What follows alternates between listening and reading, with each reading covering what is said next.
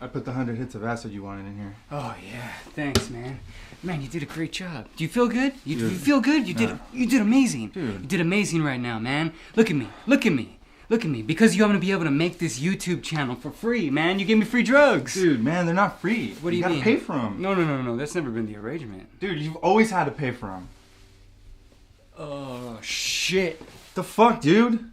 You were supposed to pay me before you took that shit. The fuck, man? You always do this shit. That's why I stopped coming here. You still do this fucking YouTube channel, man? The fuck, man? Does anyone even watch this shit? Welcome to Room 666. Today we're going to be reviewing Good Time, the new film from the Safdie brothers. The film stars Robert Pattinson, Jennifer Jason Leigh, Ben Safdie, and Barkhad Abdi. It was a good time. Two brothers fail to rob a bank. One of them, who's mentally ill, gets captured by police and taken to Rikers Island. The other, played by Robert Pattinson, spends the rest of the night trying to get $10,000 to bail him out. And then, heaven knows what. We have a good time, baby. Let's get into the directors, the Safdie brothers. This is the first time I've ever seen a film from the Safdie brothers, but it's safe to say I'm a fan. Yeah, that's right. To describe them, for me, it's like Sidney Lumet, John Cassavetes, went and bought acid from Michael Mann, and then out came the Safdie brothers. Really, they're not as good as all those directors. They're not there yet, but I think they're on their way to becoming something like that because they really capture a lot of things from those different directors' styles and really meld them into something kind of unique. They kind of have that raw energy of Dog Day Afternoon and that kind of real performances, kind of cinema verite of like Killing of a Chinese Bookie. And then you sort of have that neon, gritty New York look that's sort of reminiscent of Michael Mann, of what he does with like LA and stuff. And it's just really entertaining and just really well executed. One thing about this film is that it doesn't ever seem like they blocked any scenes or did anything to, it seems like they just sort of threw Robert Pattinson in this chaos, and then at any moment he could just talk to anyone or interact with anybody. But, I've read and also heard that they did block certain scenes, and it doesn't really feel like that, which is a good thing. It just feels like this kind of chaos, and they're just trying to find what to focus on. And because of that, it can feel a little bit too shaky cam, and I know a lot of people don't like that, but I think if you give it a chance, that style grows on you and you don't really even notice it because you're so you're so taken with the story. And that's another thing about the story, is that sure, it's a typical kind of thing, a bank robbery goes wrong and someone has to get money to bail someone out, but the things that he goes throughout his little odyssey throughout the night is, they kind of just come out of nowhere. You don't really see them coming. There's a lot of curveballs that come through, and it's really cool. It's extremely entertaining. It's kind of this, there's no fat, it's just sort of short and sweet and straight to the point. It's a good time.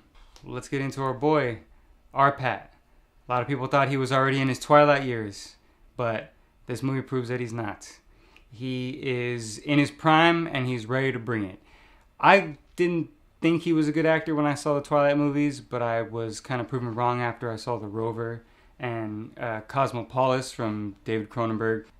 He actually can act with the right material and the right direction, and Good Time really shows that. He kind of channels like a young Al Pacino. Like when Al Pacino was in his prime, even like De Niro, when they could just sort of just be on screen and you just want to watch them all the time, they're just playing this kind of character that you're not even sure you like. And that's another thing about this, his performance, is that he's able to make this kind of scumbag character who's really just has this one-track mind, doesn't really care about anybody else but him trying to save his brother, and he's sort of just doing whatever and just taking whatever he can from people to do that.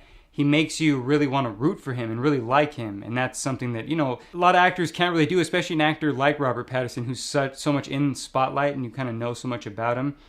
Even though he is sort of a big megastar, he fits in this sort of little world that they created where it's just sort of, people on the streets of New York. It seems like he was just there interacting. It didn't seem like they had to have like security around him, or he was just taking breaks in a trailer. It felt like, he was just there in it with everybody. A lot of that has to do with the directing, but I think a lot of that has to do with his performance as well. Yeah, he's great in this. I hope he gets an Oscar nomination. I think he would deserve it for Best Actor. And if you didn't think he was a good actor, this will definitely change your mind about that. Jennifer Jason Leigh is in this movie. She's unfortunately not in it enough, but the small part that she plays is very significant. She basically plays this sort of older, wealthy woman. Seems like she's only wealthy because of her parents.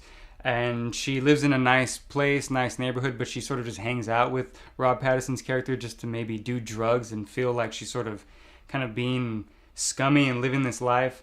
And it basically shows you what kind of influence Rob Pattinson's character has in his life. These really random bad influence people who are just kind of letting him do whatever he wants and letting him get away with these bad things. And like I said, it's not really a huge role in terms of screen time, but the significant time that she's in it, she's really good, as always. Ben Safdie, who is also one of the directors of the film, he plays the mentally ill brother. And the best thing about his performance is that he never tries to go over the top. He never tries to actually play it as if he's mentally ill. He really just tries to do the least possible. And he does a lot with his face, kind of a lot with the tone of his voice and his body language. And it's a really great performance, and it could have gone a lot of ways. It could have been really bad, especially if you kind of see the actual the actor, Ben Safdie. He's nothing like this guy at all. So it's a great role. It was good stuff. Barkhead Abdi from Captain Phillips. He's in a small role in this film, but it's a good role. It's significant in that, for me, it shows that he can actually act. He has range as an actor. Usually the things I've seen him in, he's just in Captain Phillips where he's the pirate or like a terrorist or something. So it's cool to just see him as a security guard, you know, a New Yorker, just kind of trying to live and dealing with Robert Pattinson's character. He has a pretty cool scene in it. He's very good in it. I hope to see more from him because I'm the captain now. Last but not least, we'll talk about Talia Webster and Buddy Duress. Talia plays a young girl that Robert Pattinson comes across, and Buddy Duress plays like a drug dealer that he comes across in his little travels, and they both play a significant part in the film. They're just random people that the Safdie brothers found off the street and put them into this movie, and I believe they might have been in their other movies as well, at least Buddy Duress was. The point is, they're not actors, but they worked well with Robert Pattinson, and they just sort of worked well in this world of this. You don't know what's going to happen. It really just feels sort of like a gritty little documentary, and they both did a great job. Hope to see more from them. Actually, Buddy Duress is in this film called Person to Person, which is actually a cool little film, a little throwback to Woody Allen, when Woody Allen was good. So if you get a chance, rant and check that out. Didn't make a video for it, else I'd point you to the link to it, so just consider it this one. All right, in conclusion, go out and see Good Time. I guarantee you'll have a good time. It's just, I feel like it is a movie that everyone can enjoy. It's just a fun, exciting, raw thriller. Robert Pattinson does a great performance. All the directing's great. Everything's great about it. If it's playing near you, go out and see it. I promise you, you'll have a good time. And if you're one of those people who have any sort of reservations of Robert Pattinson and you're just like, oh, he's in the Twilight movies, he's probably not, I don't want to go see any movies he's in. Trust me, he's a great actor. Don't worry about it. Go see this movie. I'll see you in the theaters.